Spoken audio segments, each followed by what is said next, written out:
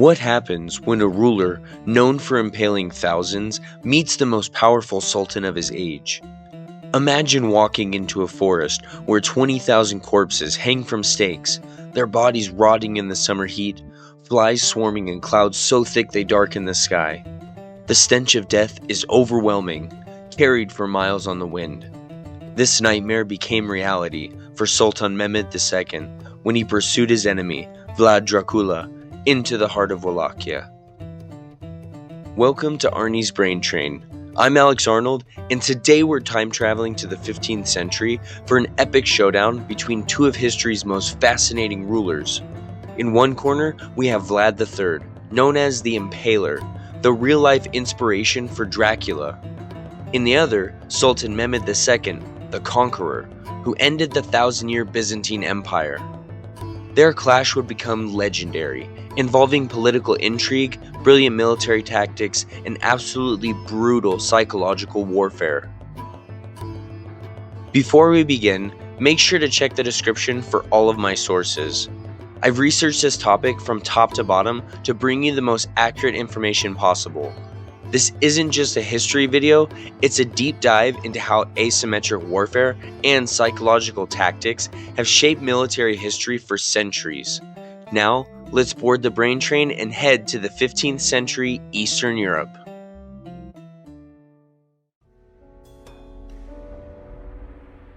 So, let's go ahead and meet our contenders. Vlad III was born in 1431 in Sighișoara, Transylvania, part of modern Romania.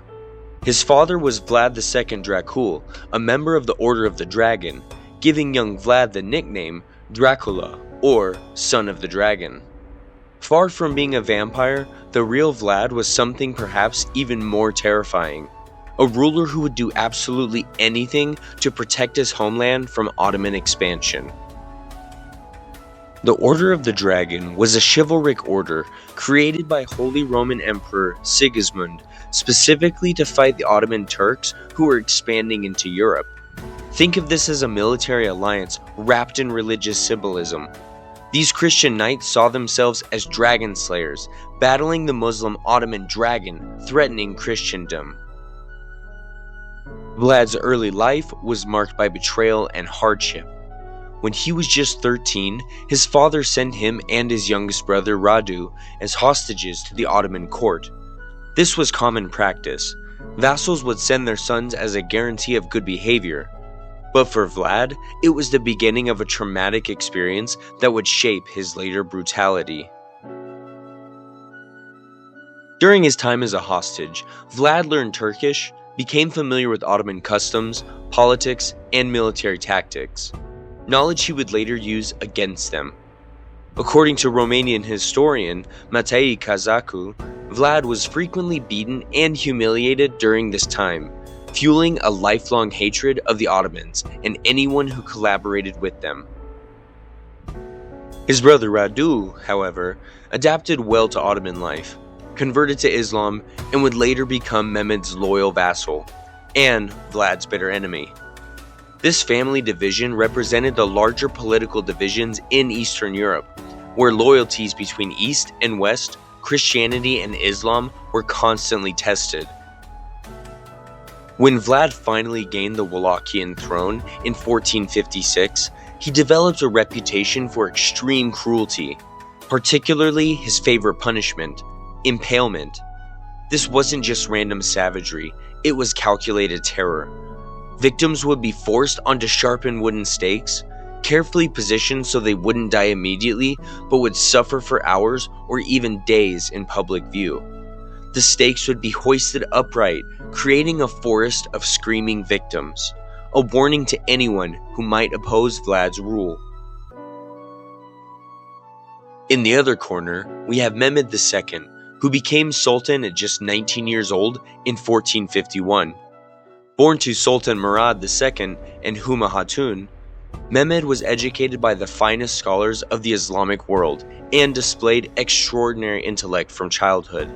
He spoke 7 languages, studied classical philosophy, mathematics, astronomy, and was obsessed with Alexander the Great's conquests.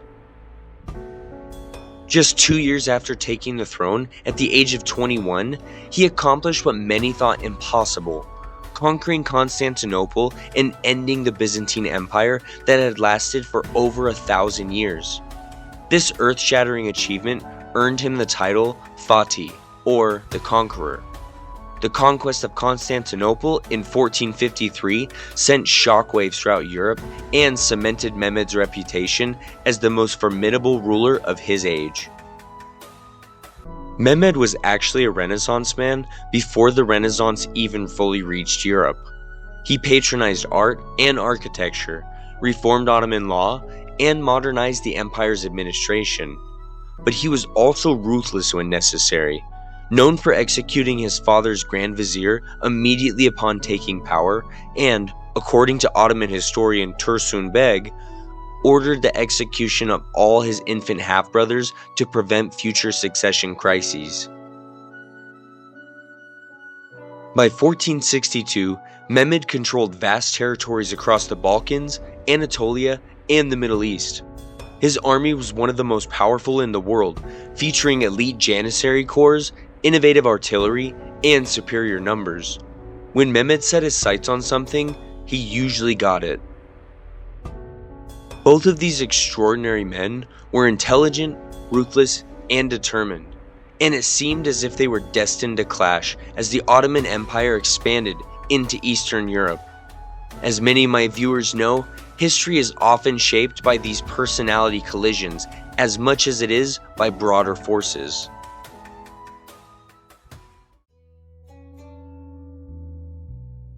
Now, why should we care about this conflict that happened over 500 years ago? Because it shows how smaller states could resist massive empires through asymmetric warfare, psychological tactics, and sheer determination. Lessons that have shaped military thinking throughout history. The story of Vlad versus Mehmed is essentially about how underdogs can sometimes defeat seemingly invincible opponents. By the 1460s, most of the Balkans had fallen under Ottoman control. Serbia had fallen in 1459, and Greece was largely conquered. Wallachia, Vlad's homeland, was in a difficult position. Technically a vassal state that paid tribute to the Ottomans but maintained internal autonomy. The tribute was substantial.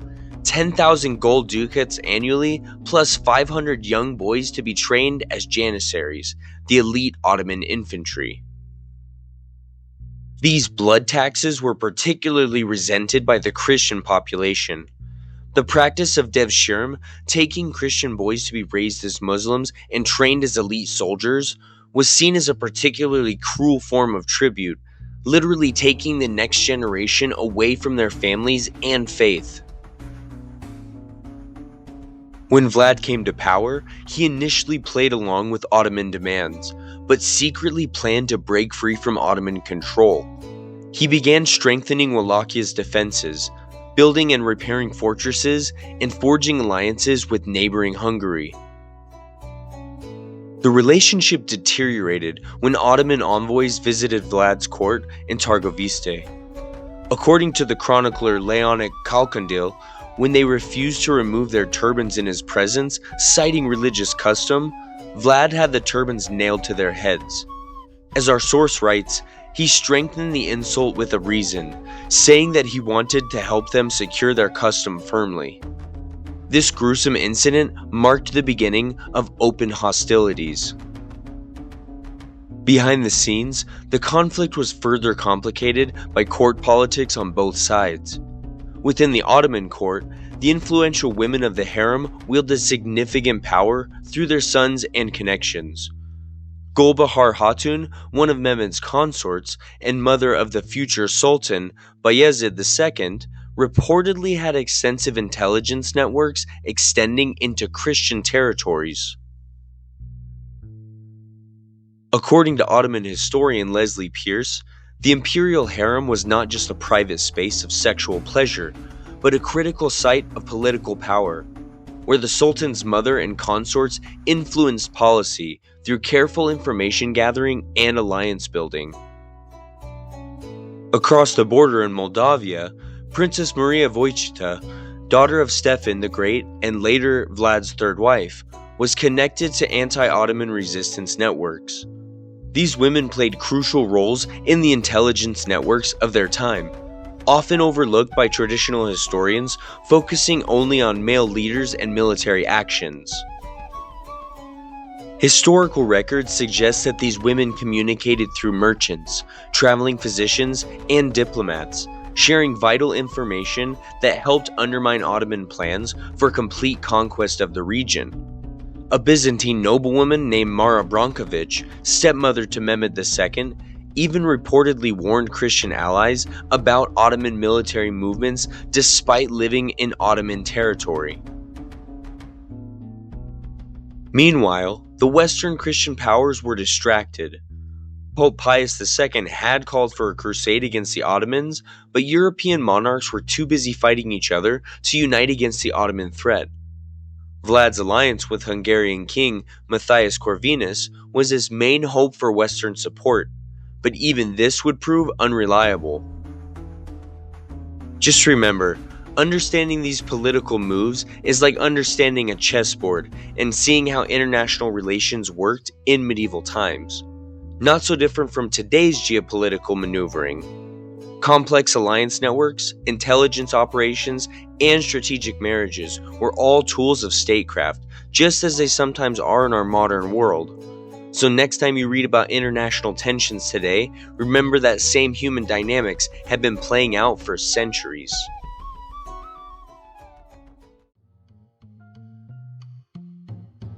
By early 1462, tensions had reached a breaking point.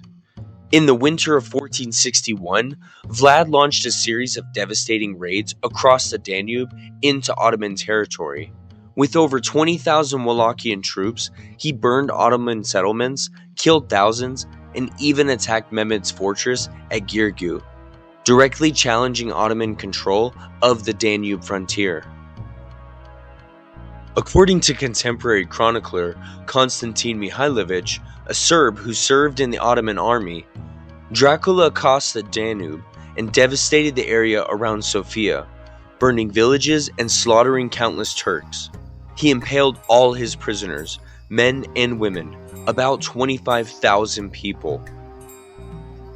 While this number is likely exaggerated, archaeological evidence does confirm widespread destruction along the southern Danube during this period. These raids weren't just random violence, but they were actually strategically targeted to disrupt Ottoman supply lines and damage morale.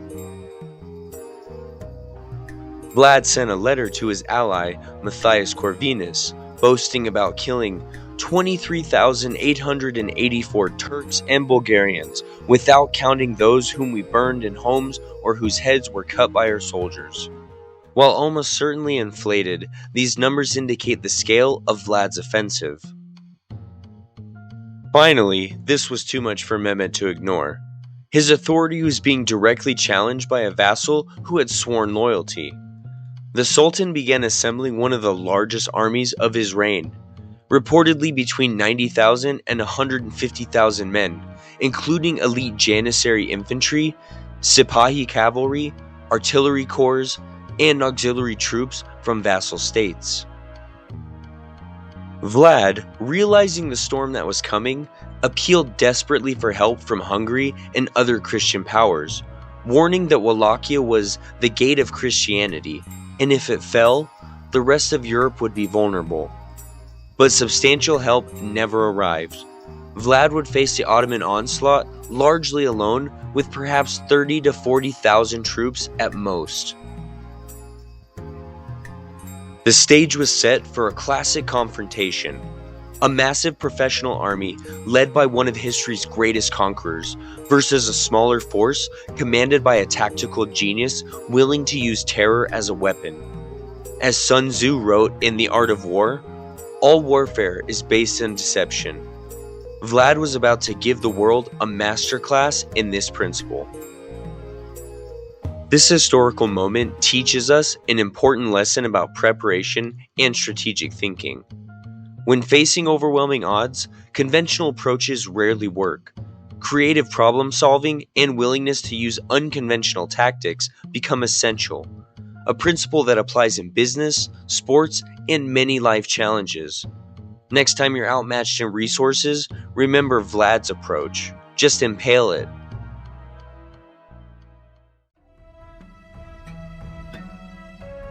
In the late spring of 1462, the massive Ottoman army began crossing the Danube into Wallachia. They brought heavy artillery, including massive bombards that could reduce castle walls to rubble, the same weapons that had breached Constantinople's legendary walls. Vlad knew that there was no way he could match this force in open battle, but what he lacked in numbers, he made up for in cunning and knowledge of terrain. His strategy? Asymmetric warfare before the term existed.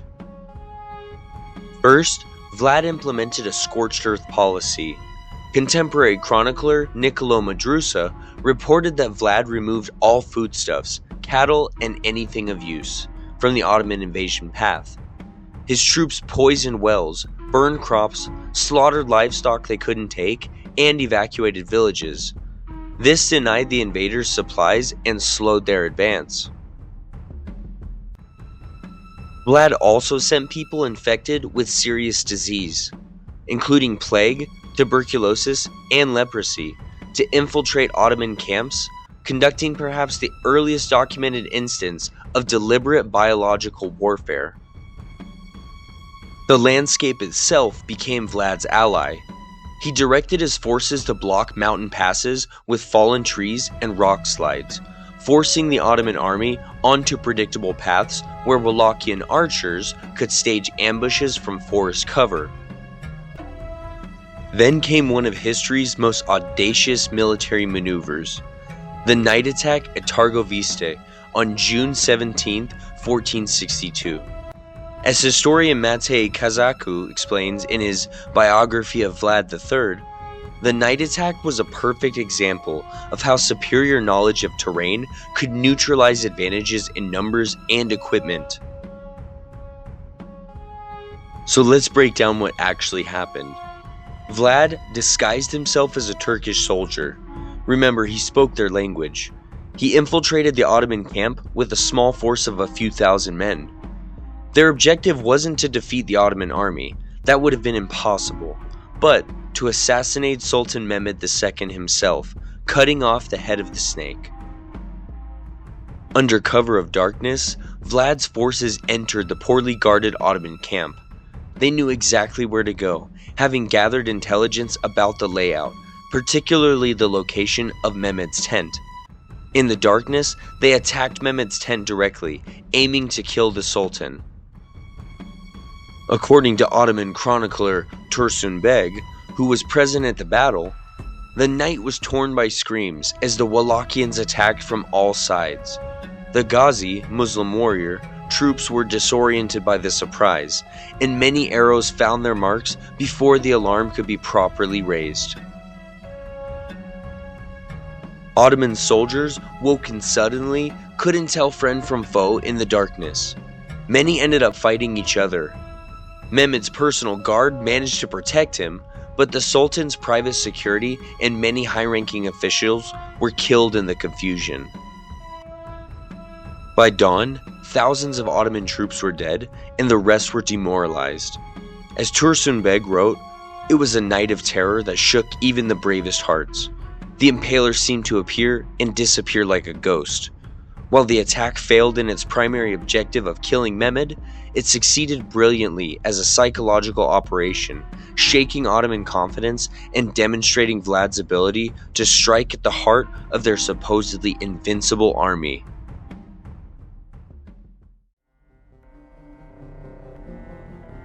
After the night attack, a furious Mehmed regrouped and continued advancing toward Targoviste, Vlad's capital. The Ottoman army moved cautiously now, constantly expecting ambushes and sending scouts well ahead of the main force. When they finally reached the outskirts of Targoviste on June 20th, 1462, Ottoman troops found the city abandoned, and something horrifying waiting for them. Outside the city walls stood a forest, not of trees, but of stakes. On each stake was an impaled corpse. Ottoman prisoners, local collaborators who had sided with the Ottomans, and anyone that Vlad considered an enemy. Historical accounts vary on the numbers, with some claiming up to 20,000 rotting bodies spread across several miles. Byzantine historian Leonikos Chalkalkandiles, writing close to these events, described the scene. The Sultan's army came across a field with stakes, where the Sultan Mehmed had attacked earlier. The stakes were too numerous to count, and on them were impaled 20,000 men, women, and children. A letter from a Venetian physician named Matteo Muriano, who later treated Vlad, described the scene as an unholy forest of the dead, with stakes of varying heights, arranged according to the rank of the victims. The highest stakes, reportedly up to 30 feet tall, held the bodies of high-ranking Ottoman officials and noblemen, clearly visible from far away. The physical horror was compounded by other sensory aspects. The summer heat accelerated decomposition, creating an overwhelming stench that carried for miles. Clouds of flies and carrion birds swarmed around the corpses. Contemporary accounts mention Ottoman soldiers vomiting and fainting at the sight and smell. What Vlad created was perhaps history's most gruesome psychological warfare operation. Even Mehmed, who had witnessed countless battles and sieges, was reportedly disturbed by the sight. According to Ottoman chroniclers, he said, "How can we defeat a man who does such terrible things to his own people and enemies? He knows how to govern his realm and enforce his authority." Modern military historian Dr. Eugenia Carmelli analyzes this moment. Vlad understood something fundamental about warfare that remains relevant today: that psychological impact can be more powerful than physical casualties. By creating this grotesque spectacle, he undermined Ottoman morale far more effectively than he could have in open battle. Whether on purpose or accidental, the impalement forest served multiple tactical purposes. Beyond the psychological impact, the decomposing bodies created a serious health hazard, threatening the Ottoman army with disease. The arrangement of stakes made cavalry charges impossible across that terrain. And Vlad's message was clear: this is what happens to invaders and collaborators. Some modern historians believe that the numbers of impaled victims were exaggerated in historical accounts, but even a fraction of the reported bodies would create an overwhelmingly terrifying spectacle. The psychological impact was exactly what Vlad intended: to break the will of the Ottoman forces without risking his smaller army in direct confrontation. It should be noted that while Vlad's tactics might shock modern sensibilities, impalement was not uncommon in the medieval world. The Ottomans themselves used it as punishment, as did many other civilizations throughout history. What made Vlad's use unique was the scale and the deliberate theatrical arrangement designed for maximum psychological impact. Overall, this is actually a perfect example of psychological warfare, using fear as a weapon. Throughout history, armies have used various tactics to intimidate their enemies, from war paint to propaganda. Vlad's method was extreme, but the principle is found everywhere. Even in modern marketing or negotiations where perception can be more important than reality. Remember, sometimes the battle is won in the mind before it's fought on the field.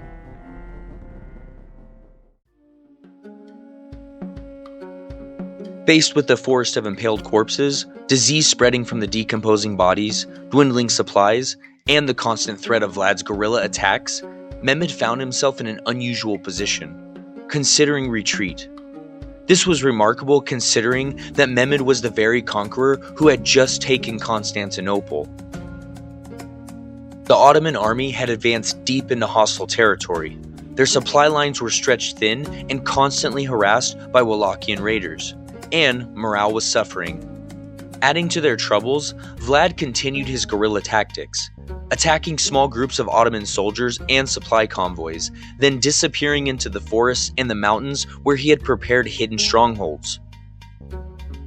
According to Romanian historian Stefan Andreescu, Mehmed also received worrying news from his eastern provinces, where a rebellion was threatening to erupt. This combination of factors led to his decision to withdraw the main Ottoman force from Wallachia by early July. The Sultan didn't give up entirely on Wallachia though. Instead, he employed a more indirect approach, supporting Vlad's brother, Radu the Handsome, as a rival claimant to the throne. Radu, who had spent years in the Ottoman court and converted to Islam, was completely loyal to Mehmed. With Ottoman support, Radu began winning over Wallachian nobles, also known as boyars, who were exhausted by Vlad's constant warfare and terrified of his cruelty. Many boyars had lost family members to Vlad's purges. He had famously invited dozens of nobles to a feast and then had them all impaled, replacing them with officials loyal only to him. By August 1462, Vlad was forced to flee to Hungary, seeking support from his ally king Matthias Corvinus. But instead of helping, Vlad was imprisoned by Matthias, who had been persuaded by forged letters, likely created by Saxon merchants who hated Vlad, that Dracula had secretly allied with the Ottomans. Vlad would spend the next 12 years in Hungarian captivity, during which time he allegedly carved wooden stakes to maintain his sanity, though this may be a romantic invention of later chroniclers. He briefly returned to power in 1476 with Hungarian support, but was killed in battle shortly thereafter. According to legend, his head was preserved in honey and presented to Sultan Mehmed as proof of his death. Mehmed continued expanding the Ottoman Empire until his death in 1481, conquering the Empire of Trebizond, the Crimean Khanate, and parts of Italy.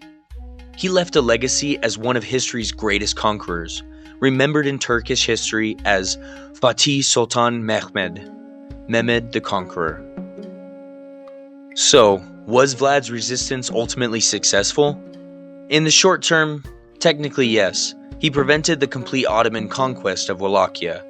However, in the longer term, Wallachia would remain a contested territory for centuries, sometimes independent, sometimes under Ottoman influence, but never fully incorporated into the Ottoman Empire until much later.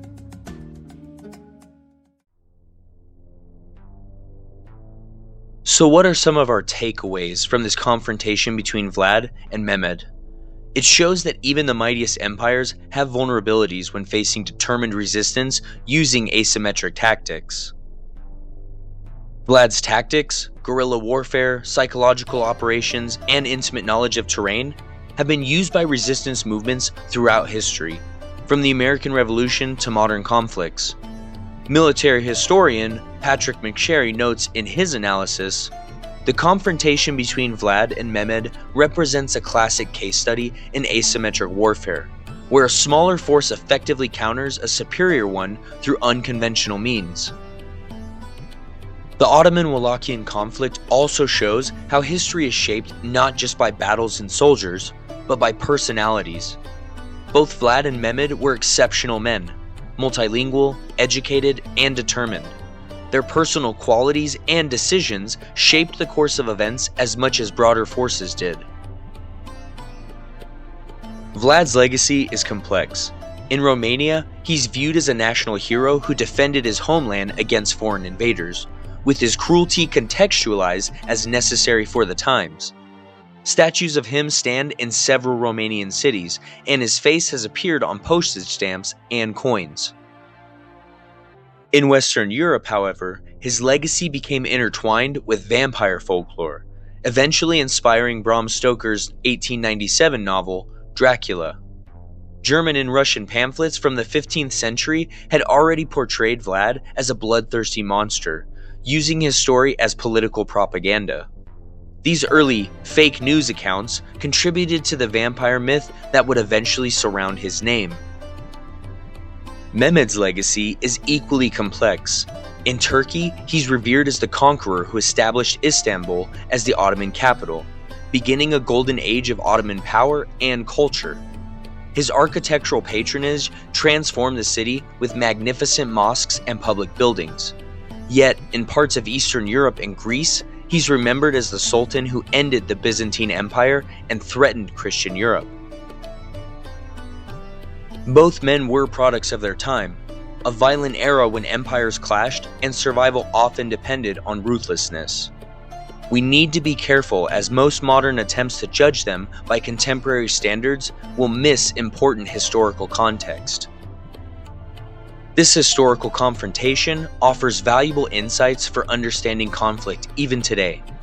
Asymmetric warfare, psychological operations, and the importance of terrain remain relevant in modern military thinking. And the clash of civilizations between East and West, Christianity and Islam, that formed the backdrop to this conflict continues to echo in geopolitics today. But perhaps most importantly, it reminds us that history isn't just about faceless forces and inevitable outcomes. It's shaped by individual decisions, personalities, and sometimes even personal grudges. Vlad's childhood trauma as an Ottoman hostage likely influenced his later brutality toward them, while Mehmed's obsession with conquering Constantinople shaped his entire reign.